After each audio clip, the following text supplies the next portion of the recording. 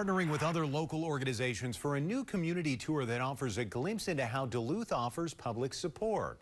Northern News Now's Sydney Whitty walked along for a first-hand look.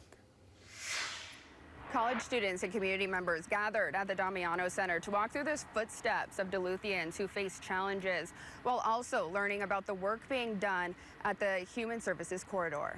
The area stretching from North 3rd Avenue West and North 1st Avenue West is becoming a hub for change, with organizations working to address challenges like homelessness, addiction, and mental health.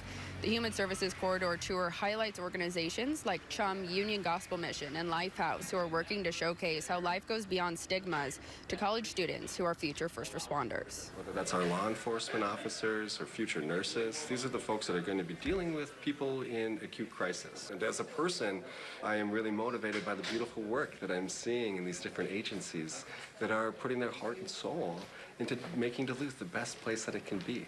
Among those who request to take the tour are nonprofits and officers in training in order to have the opportunity to walk in the shoes of others.